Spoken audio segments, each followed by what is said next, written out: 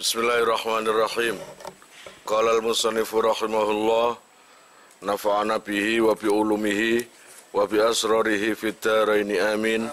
Ya mujibas sa'ilin, Rabbi israh li sadri wa yassir li amri wahlul 'uqdatam min lisani yafqahu qawli. Rabbi zidni ilman warzuqni fahman bi rahmatika ya arhamar rahimin. Bismillahirrahmanirrahim. Far'un utawi iki iku onok cawangan suci. Lau massa lamun gepok utawa jempok sapa siman. Kalban ing asu, dakhila ma'in ing dalem jerone banyu. Kathirin kang akeh. Lam tanjus mongko ora najis apa yaduhu tangane man. Satu cabangan hukum. Siapapun yang menyentuh asu, menyentuh anjing, yang mana anjing itu dalam kondisi di dalam air, dan airnya itu juga termasuk air kasir, banyak lebih dari 2 kula, maka hukumnya tidak najis. Namanya aja massah, jempok, berarti dengan tangan.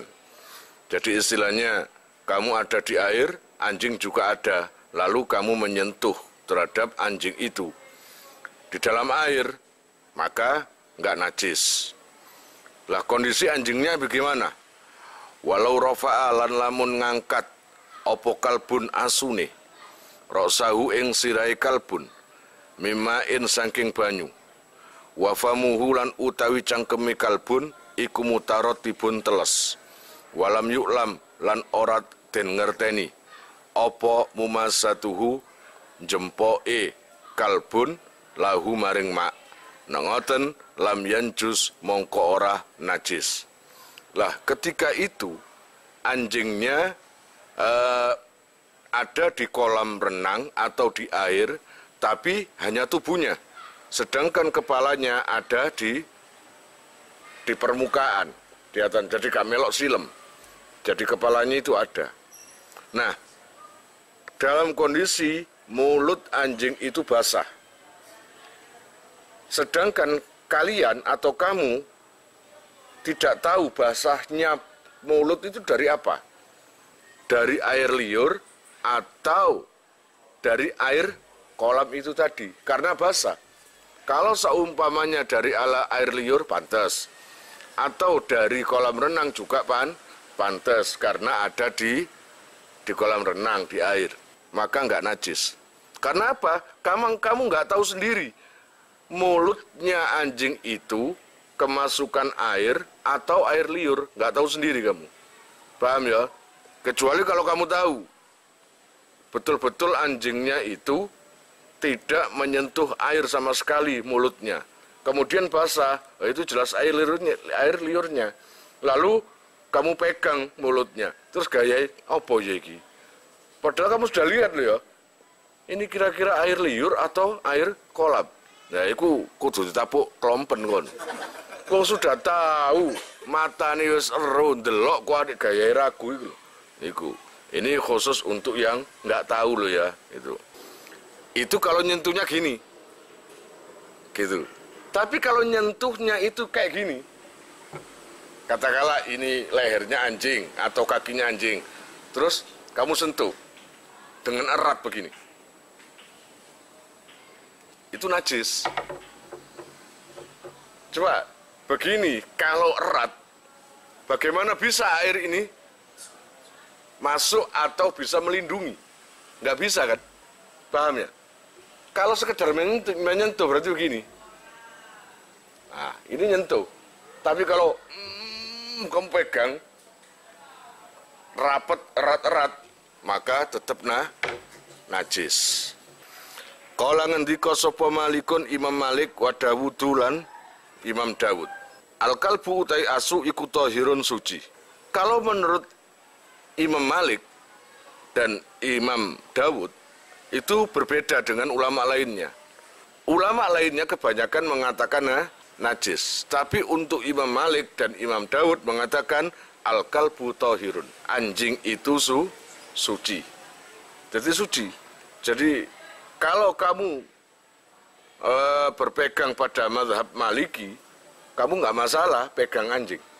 Kemudian kalau anjing tadi jilat ke air sedikit, walayan jusulan orang najis opo alma ubanyu alkoli lukang kedi biwuluhihi, ya, sebab dilati kalbun. Maka air sedikit itu tidak menyebabkan najis gara-gara jilatan dari anjing tersebut. Kalau Imam Syafi'i najis, imam kita, Imam Syafi'i ada air sedikit, kemudian dijilat, najis dah. Tapi kalau untuk Imam Malik enggak, enggak najis. Kalau air itu ditaruh di piring atau di laya atau di mangkok, maka menurut Imam Syafi'i ya cuci karena menghilangkan najis. Tapi kalau untuk Imam Maliki gimana? Ada wadah, air sedikit dijilat anjing. Ini gimana? Wa innama yajibu lan angin pestine wajib apa ghuslul inai, basuh wadah biwuluhihi sebab jilatane anjing utawa asu. Ngumbah wadah iku duduk krana ngilangi najis, ta'abudan krana merdi-merdi ibadah. Gitu loh. Jadi Imam Malik mengatakan berprinsip, berpendapat anjing suci. Air yang dijilati anjing tidak najis. Berarti tempatnya juga tidak najis. Tapi walaupun tidak najis, diwajibkan untuk dicuci tempatnya. Kok aneh ya? Berarti kan najis? Enggak. Karena mencuci tempat yang dijilat itu bukan bertujuan menghilangkan najis, tapi ta'abud. Ta'abud itu kalau di ilmu fikih beda dengan alasannya apa? Haram, berarti alasannya haram.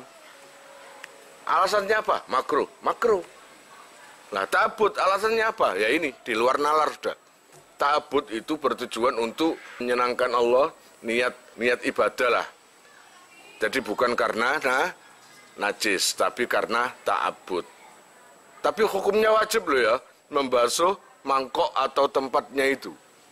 Wa yu'fa lan den sepuro opo andaminah wiburhusin saking gete sepadane lamuk, mimma bayane saking hewan la nafsa kang orono getih iku maujud lahu maring ma sailatun kang mili. Kabaudin kaya dene jingklong bahasa Lamongan. Kabaudin kaya lamuk utawa jingklong. Wa kumlin lan tumo la anjildihi ora disepuro saking kulite burhus. Allah ya Rabbi ya Karim. Sekarang kita membahas tentang najis-najis yang diampuni, najis-najis yang dimakfu, dirukhsah. Najis tapi tidak membatalkan sholat, tidak harus menghentikan sholat, teruskan saja. Salah satunya adalah dami nahwi burhus, yaitu darahnya nyamuk. Pokoknya hewan-hewan yang tidak terdapat darah. Kemudian tumo, nyamuk itu nggak punya darah. Tapi kenapa kok setiap mati keluar darahnya? Itu bukan darahnya nyamuk, tapi darah kita. Darah kita yang sudah disedot, dihisap.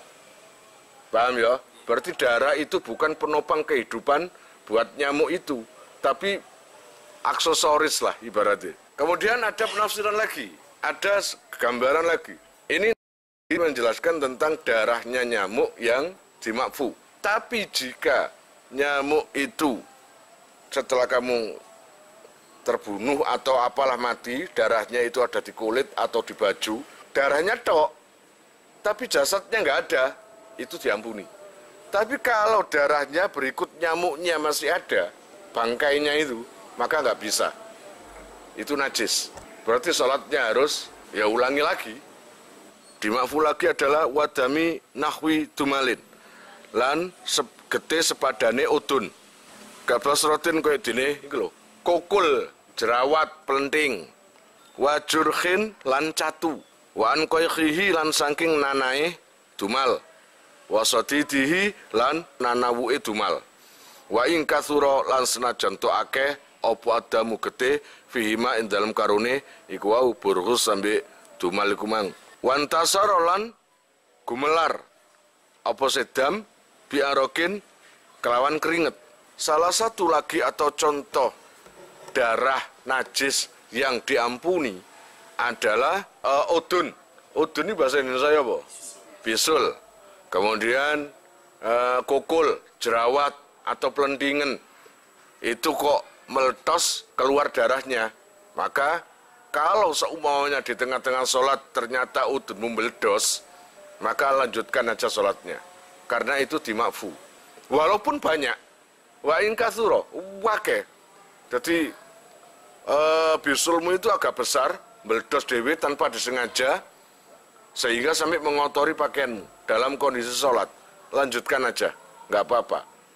Kalau dimakfu, diampuni, ibadah yang sekarang ini teruskan saja. Tapi jangan diulangi lagi nanti ibadah ke depannya.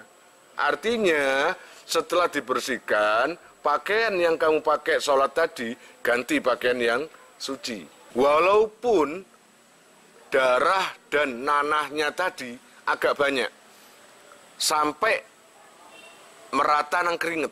Aufakhusa utawa jember, opo al-awalu, gede sing pertama.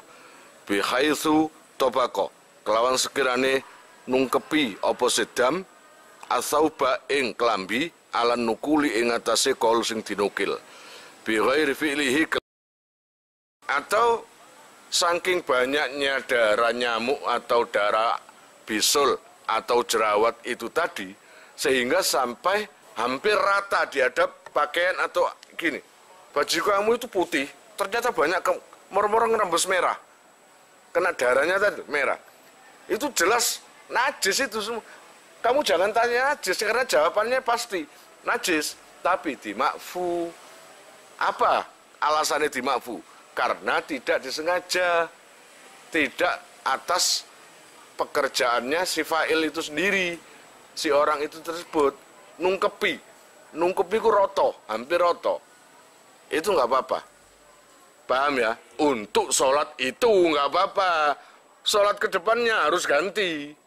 Paham ya? Lah itulah pendapat muktamad yang bisa untuk dibuat sandaran. Sing penting kan bighairi fi'lihi, kelawan tanpa penggaweane man. Yang penting itu bukan atas dasar pekerjaanmu. Kalau pekerjaanmu, kamu tengah-tengah sholat, nganggur-nganggur, dolek penyen yang pelentingan. Oh iki pelentingan. Terus ambil ini, oh jadi ini gerak gak oleh. Tapi kukune. Tes. Nah itu kan pekerjaanmu. Nah ini najis jadinya. Salah satu contoh lagi, darah yang keluar tanpa disengaja, entah itu nyamuk, entah itu apa, kamu tidur, kemudian mengkurep dan ada nyamuk yang ketindihan badan kamu, mati. Akhirnya nyamuk itu nempel di punggung kamu. Nah itu dimakfu. Terus kamu sholat, nggak pakai mandi atau apa, langsung wudhu terus sholat, ini nggak apa-apa. Fa'in katsura, mongko lamun ake apa sedam, bifi'lihi kelawan penggawane man, qasdan kelawan sengaja, kan kotala koyok mateni sapa seman. Loh iki lho, maksud disengaja adalah membunuh, baik nyamuk atau apapun membunuh. Itu kan sengaja itu. Nahwa burghusin ing sepadane nyamuk, fi saubihi ing dalam kelambine man. Au asura utawa meledet sapa seman, nahwa dumalin ing sepadane udun. Au hamala utawa nanggung sapa seman, utawa nggawa sapa seman sauban ing pakaian fihi kang iku ing dalem saub damu baroghisa utawi getene pira-pira nyamuk masalan umpamane. Wa shallalan salat sapa seman fihi ing dalem saub. Asal darah nyamuk yang nempel pada kulit kita atau baju kita itu tidak terdapat dengan kesengajaan. Yang kalau sengaja seperti ini, kamu sholat, kemudian ada nyamuk, nah kesuwen, nah itu jenenge sengaja. Tapi kalau kamu ginikan, kamu nggak sengaja bunuh, gitu aja, kamu singkirkan, atau kamu selentik, tes, nggak sengaja itu. Maksudnya nyelentik itu biar terbang pergi, ternyata bunuh diri pisan nyamuk itu. Kan dia sumpek utangnya akeh di antara teman-temannya. Akhirnya mati di situ dan darahnya di baju itu. Maka hukum aslinya najis. Tapi karena Makfu. Atau kamu sengaja meletet, mitos gak oleh mecotot, ngelotok. Dengan sengaja menekan pelentingan atau menekan bisul dalam kondisi sholat. Itu kesengajaan itu. Maka itu jadi najis. Tapi kalau nggak ada sengaja, ya dah, waktu kamu sholat atau apa tiba-tiba darah kamu muncul warna merah atau kayak nana gitu. Loh, luka saya terbuka. Maka nggak apa-apa karena nggak ada unsur sengaja gitu loh. Mulai nang kene wa hamala sauban fihi damu baroris. Kamu pakai baju, ternyata bajunya itu banyak darahnya nyamuk. Dan itu nggak ada kesengajaan buat kalian, bukan perbuatan kamu sendiri. Teruskan saja sholatnya, dan itu sepuro, dimakfu. Wa aufar rosahu utawa nglemeake sapa siman ing saub. Atau baju yang banyak nyamuknya tadi, digawe sajadah, dilemekno. Nggak masalah. Asal bukan perbuatan kamu, darah nyamuk itu tadi. Wa sholla lan sholat sapa siman alaihi ing atase saub. Auzada uta tambah sapa seman ala malbusihi ing atase penganggone man. Lali gharadin ora krana sejo, kata jamulin kaya pepaes. Atau pakaian yang lebih. Kamu itu sudah cukup menutup baju, menutup aurat berupa baju, celana atau sarung sudah lengkap. Kamu tambahi dengan pakai serban atau dengan selendang. Sebenarnya nggak apa-apa, bagus sholat pakai serban atau selendang. Tapi kan itu pakaian tambahan. Dan itu ternyata terkena darah nyamuk atau bisul atau apa. Itu diampuni. Hukum aslinya najis, tapi diampuni. Gitu loh ya. Fala yu'fa mongko ora den sepuro. Apa illa anil kolili kejaba saking getih sing titik alal asohi miturut kaul sing luwih sahih. Jadi pendapat kaul yang lebih sahih, semua darah itu najis.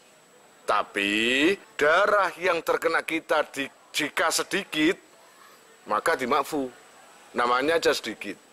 Gitu ya. Jadi tidak diampuni semua darah itu kecuali yang sedikit. Kalau banyak tetap najis. Nggak pakai rukhsah, nggak pakai diampuni. Kama kaya keterangan fit tahqiqi dalam kitab tahqiq wal majmu'i lan kitab al majmu'. Seperti yang dijelaskan di dalam kitab tahqiq dan majmu'. Wa ini tadzalan senajan tona terapi. Apa kalamur raudhati kalam kitab ar-raudhah al-afwa ing ngapura an kasirihim. Wah sangar kitab raudhah. An kasiri dami nahwi dumali. Saking akeh getih sepadane udun.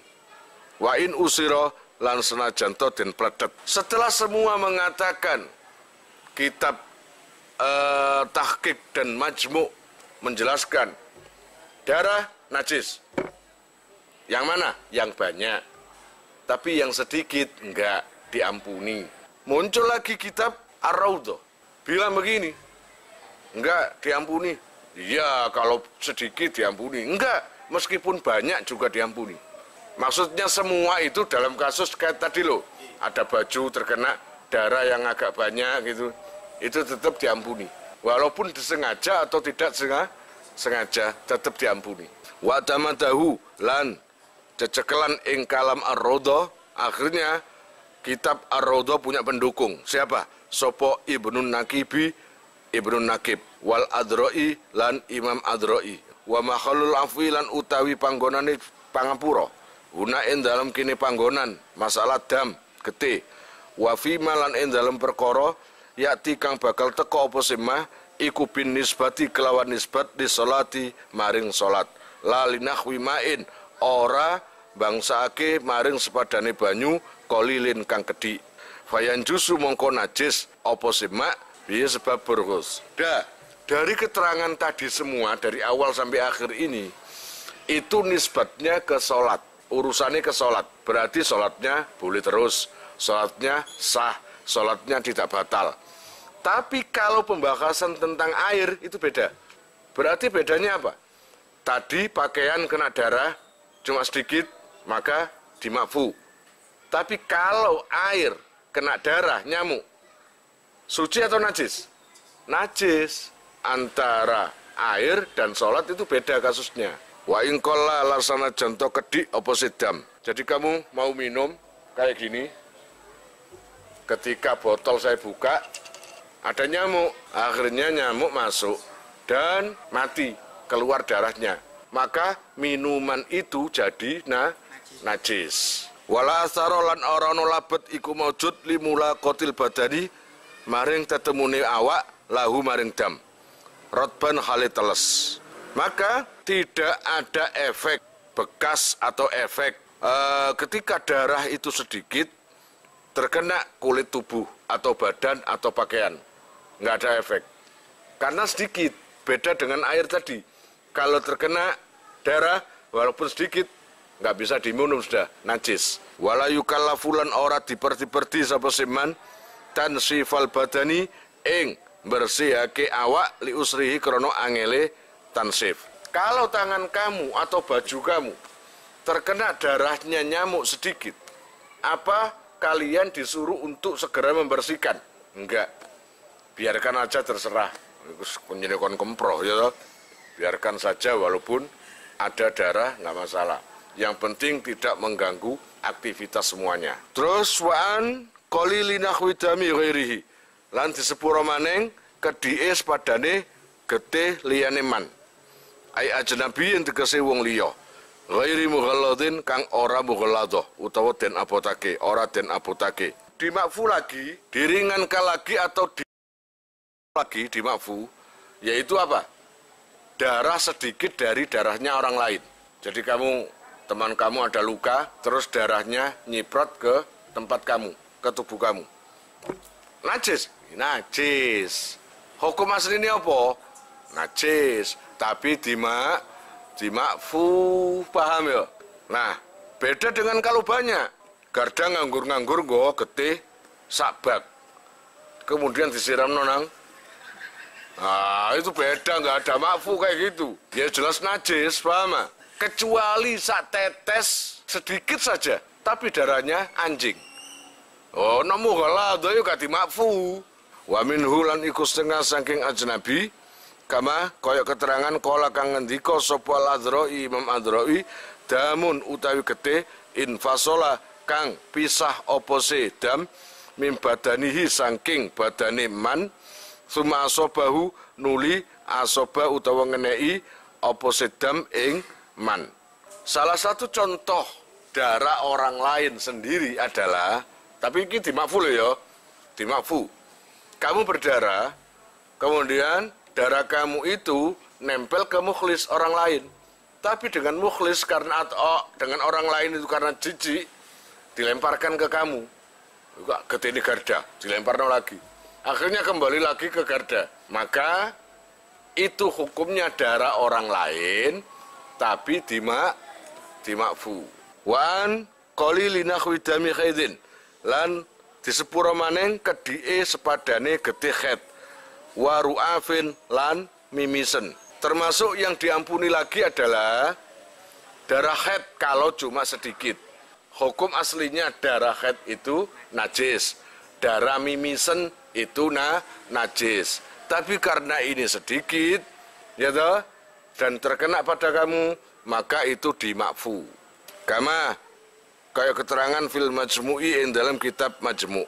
Wa yuqasulan den kiasake bihima kelawan karone khat lan ru'af apa damu sairil manafidhi getih sekeri-kerine teko dalan terus illal kharija angin perkara sing metu mimak danin najasati saking waduke utawa sumbere najis kama khalil ghaiti kaya dene panggonane tai atau darah yang keluar di salah satu lubang manusia, entah itu hidung, entah itu pokoknya lubang-lubang, entah itu kuping, entah itu mulut, itu keluar darahnya, ya. Kalau nggak seberapa banyak itu dimakfu, kecuali di lubang tempat keluarnya tai, itu najis, walaupun sedikit itu najis. Karena apa? Karena itu jalannya najis. Wal marji'ulan utawi nggon baline fil qillati ing dalem masalah kedik wal kasrati lan akeh iku al urfu umume wa malan utai perkara suka kang den mamangi apa fi kasratihi ing dalem akeh mah iku lahu iku tetep kadune mah hukmul qalili utawi hukum didik walau tafarraqa lan senajan to bedani apa an najasu najis fi mahala ing dalem pira-pira panggonan. Nah, sekarang membahas tentang ukuran sedikit dan banyak itu berapa ukurannya. Dari tadi menjelaskan air sedikit, air banyak, darah sedikit, darah banyak. Batas ukurannya itu yang bagaimana? Itu kalau ditinjau segi uruf, segi pengadatan. Kalau kamu menganggap darahnya nyamuk 1 biji itu sedikit, ya sedikit. Kalau yang dinamakan banyak, batasannya adalah 5 nyamuk, banyak, maka jadi banyak. Gitu ya. Pakai saja hukum yang kamu pakai. Walau tafarraqa lalamun beda utawa bedani apa najasun najis fi mahala ing dalam pira-pira panggonan. Walau jumi'a lalamun den kumulake apa se najis, kasura mongko dadi akeh apa se najis, kana mongko ana iku lahu kaduwene najis apa hukmul qalili hukum didik indal imami miturut Imam Haromen wal katsiri lan hukum akeh indal mutawalli miturut kaum mutawalli wal Ghazali lan Ghazali wa ghairihima lan liyane mutawalli lan Ghazali wa rajahahu lan ngunggulake sapa ba'dhum setengah fuqaha jika darah itu pisah-pisah ya enggak kumpul. Kalau dikumpulkan menjadi banyak, katakanlah di sini ada darah nyamuk, di sini lagi, di sini lagi, di sini lagi. Jadi pisah-pisah gitu loh tempatnya, nggak kumpul jadi satu. Maka itu tetap diampuni. Kalau seumpamanya di sini, di sini, di sini, di sini, di sini, kalau dikumpulkan jadi satu, menjadi banyak, maka tetap dimakfu. Mulai yang gini, walau jumi'a kasuro kana lahu hukmul qaulil, dihukumi sedikit. Walaupun kalau dikumpulkan menjadi banyak. Itu miturut Imam Haromen. Ayufa lanten sepuro opo andami nahwi fastin. Sepadane utawa sangke gede sepadane cantuk. Ngerti cantuk ya? Bekam. Wahajmin lan podo hijamah cantuk. Bimahali hima kelawan utawa indalem panggonane fastin lan mahal utawa hajmin. Wa ing kasuro lan senajanto akeh. Aposidam. Nah, darah yang hasil dari bekam atau cantuk itu najis, tapi dimakfu. Paham? Dimakfu asal tidak pindah dari tempat bekamnya. Wong bekamnya di sini, kok getine metu kok dengkul itu kan di. Wa ing kasura walaupun banyak darahnya itu, gitu loh. Di sepuro.